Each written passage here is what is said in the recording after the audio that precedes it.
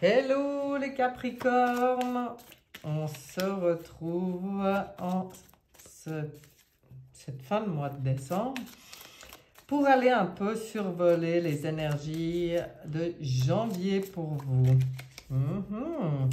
On va aller voir un peu ce qu'on a à vous dire et je vous rappelle que c'est un tirage général. Si ça ne vous parle pas, si ça ne résonne pas, vous passez.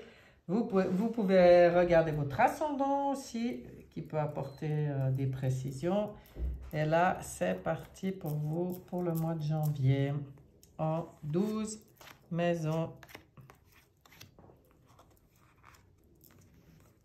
4, 5, 6, 7, 8, 9, 10, 11 et 12. Voilà. Très joli cette art. Oh, c'est sympa hein, de voir un peu de changement, de voir un peu de couleur. C'est beau. On va regarder. Moi, je vais regarder déjà. Oui. Je suis presque un peu trop à gauche. Bon, on va quand même y aller comme ça. On va regarder pour vous. Première maison, ça va être votre énergie globale, votre état d'esprit pendant ce mois de janvier. Tempérance, waouh, magnifique. On voit de la douceur, de l'harmonie, de la fluidité. On ne peut pas rêver mieux comme énergie globale qui vous accompagne, quoi. C'est... Ouh. Et puis, votre état d'esprit, dis donc. Alors, les Capricornes, là, on n'a pas envie d'être... Ah, mais en plus, c'est votre mois d'anniversaire. Enfin, décembre déjà, mais janvier aussi. Ok, voilà, on a dans la douceur. On n'a pas envie de ruer dans les brancards, hein, là, les Capricornes, c'est bien. D'ailleurs, c'est très bien d'avoir tempérance qui vous accompagne. On va regarder les relations aux autres. Ouais, surtout que les relations aux autres, c'est là que des fois il y a des soucis. Les Capricornes, là, il y a des jeux de pouvoir dans les relations aux autres. Hein. Et ça, c'est pour ça qu'il y a tempérance qui vient dire tranquille, tranquille, sois doux, sois dans des bonnes énergies, parce que je pense qu'il risque d'y avoir quelques conflits au niveau des relations aux autres. Avec le diable, je ne peux pas dire autre chose. C'est quand même dans les relations une carte assez conflictuelle. Hein. Oui, c'est les jeux de pouvoir, de manipulation et des choses comme ça. Donc, vous allez certainement mettre le doigt sur des relations toxiques au mois de janvier. On va regarder vos possessions, les finances, les biens matériels ou autres. Et là, on a un beau magicien, un beau battleur, c'est-à-dire qu'il y a du nouveau. On dit aussi que vous avez tous les outils en main hein, avec le magicien. Donc, je pense que vous avez une très bonne gestion de vos biens. Vous avez en tout cas tous les outils. Donc, à vous de les utiliser à bon escient. Et là, que ça soit pour vos biens matériels, vraiment les finances, ou que ça soit pour vos biens personnels, c'est-à-dire psychiques, spirituels, tout ça. Là, il y a beaucoup de magie. Donc, ça, c'est très intéressant. Mais il y a comme un nouveau souffle, quelque chose de frais, quelque chose qui vous enthousiasme quand même. Donc ça, c'est très positif. On va regarder dans les changements à venir et l'inconnu. Alors là, on voit des choix. Hein. Ouais. Vous serez confronté, c'est peut-être en lien aussi avec ces relations toxiques, hein, parce que vous allez être confronté à des choix dans la carte de l'inconnu, donc on ne sait pas encore trop. Pour moi, c'est déjà par rapport à ça c'est sûr. Et des décisions à prendre, des choix à faire. Hein. On va regarder dans la carte du mental et des pensées. Et là, il y a la folie. Non, je rigole. Ouais, j'aime bien. C'est le fou. le mat. Donc pour vous, vous êtes dans votre pleine liberté de penser et vous n'avez absolument pas envie que ça soit autrement. Vous avez cette folie, cette douce folie qui vous appartient, qui vous est chère, votre originalité, votre personnalité, votre manière de penser, d'agir.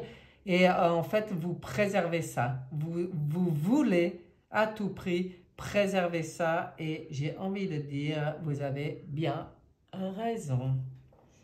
On va aller regarder les affaires en cours et les enseignements.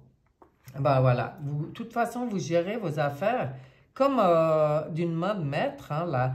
Vous, dans vos affaires en cours, vous êtes l'empereur. Et c'est ce qu'on vous conseille d'être d'ailleurs. Hein. Si des fois, vous avez des soucis par rapport à ça, à vous imposer, à vous affirmer, à vous respecter dans votre propre temple intérieur, j'ai envie de dire, là, on vient vous dire, c'est très important dans tes affaires en cours de prendre ta place, de délimiter ton territoire. Le 4, c'est le carré, c'est comme votre domaine quelque part.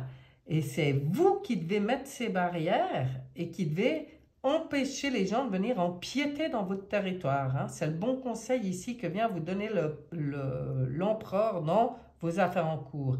Alors, où vous êtes tout à fait déjà dans cette énergie-là et vous continuez à régner en maître dans vos affaires, ou alors elle sort cette lame parce que c'est le conseil qu'on vous donne par rapport aux relations toxiques qui sortaient là. Donc, à vous de voir en fonction de votre vie. Hein. Si ce n'est pas déjà installé, c'est le conseil d'installer cette énergie de souverain en vous. On regarde le foyer intime. Là, il y a aussi du changement dans le foyer intime. Donc ça peut parler de votre foyer intime, c'est-à-dire ou des personnes qui vivent avec vous, que ce soit conjoint, que ce soit enfant, etc. Il peut y avoir du changement pratique, vraiment, au niveau du foyer intime. Hein. Un enfant qui part, qui revient, un couple qui se sépare, que ce soit provisoire ou définitif, mais il peut y avoir des changements comme ça. Ou alors, il peut aussi y avoir au niveau de votre intérieur cette envie de changer. Il y a des choses, vous n'avez plus envie de les voir, vous avez envie de changer la couleur des murs, vous avez envie de bazarder des meubles qui sont foutus ou des objets que vous n'utilisez plus. Vous avez envie de faire, de remettre cette roue en élan. Vous avez ce besoin de changement. Bon. On va regarder la carte du destin et des honneurs. Oh là là là là là, il y a du bouleversement. Ah ouais, d'accord. Dans le destin et les honneurs, bon, alors c'est carrément clair que ça soit les changements au niveau du foyer intime, que ça soit au niveau des relations aux autres, bon, ça va ensemble, hein.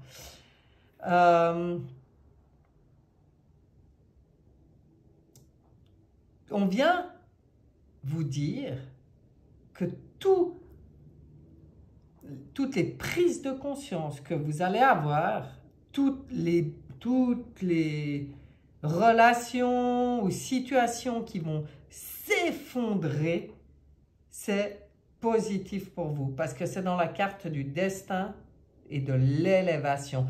À vous de comprendre que vous pouvez maintenant lâcher vos armures, vos protections et tout, et faire confiance au plan divin, au plan d'en haut, parce que tout ce qui s'effondre, c'est une bonne chose. C'est pour rebâtir sur des fondations solides.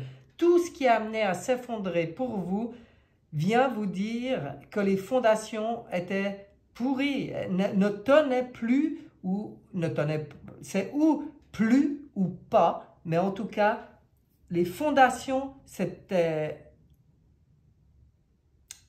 plus viable. Vous comprenez? Ouais. On va regarder les amours et les sentiments. Et voilà, c'est là aussi qu'on vous demande de voir les choses sous un autre angle. Là, je pense qu'un pendu dans la carte des émotions, sentiments, amour, on parle de votre cœur à vous, hein, c'est comme si... Ah, mais ce petit moucheron, ceux-là, ils ne sont pas attrapables en plus. Hein, ça veut dire, s'il a décidé de m'embêter, il va m'embêter tout le long. C'est comme si on vient dire qu'au niveau de votre cœur, ben voilà, moi j'ai envie de vous montrer cette carte de plus près.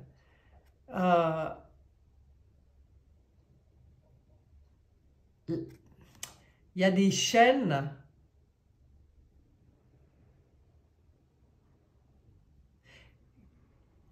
Pour vous, ce qui est demandé là, c'est de remettre à plus haut, on en reparle,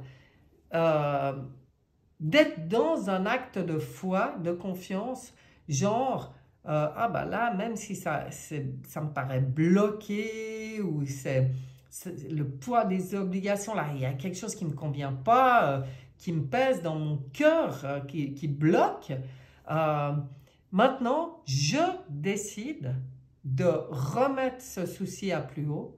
Je fais confiance dans la vie, je fais un acte de foi total qui me permet un lâcher-prise total. Et là, je vais pouvoir inverser la vapeur et voir les choses sous un autre angle. Ça va permettre de débloquer les choses. Bon, il y a quelque chose au niveau du cœur, il y a quelque chose aussi là qui convient pas. Enfin, qui convient plus, il y a quelque chose qui joue pas dans la manière dont c'est géré maintenant, hein. À vous de voir comment ça résonne, mais il faut vous réaligner à votre propre estime de vous, à votre cœur, au respect de vous-même, hein. Ça, c'est important. Alors, laissez faire ce qui doit être fait et ayez confiance. Lâchez prise. Pas de lutte. On va regarder les projets pour vous. Ben oui, les projets avec la prêtresse. Oh, elle est belle, hein?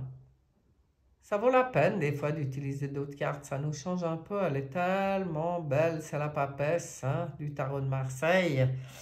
Dans la carte des projets, pour moi, il y a des projets qui sont en préparation. Dans vos énergies, il y a des choses qui sont déjà présentes, mais qui ne sont pas visibles encore, hein. Il y a des choses en gestation.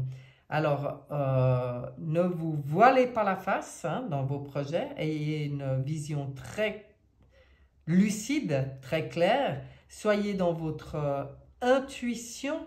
Apprenez à voir au-delà des apparences pour vos projets, hein, parce que c'est important avec la papesse. Elle vient vous le rappeler.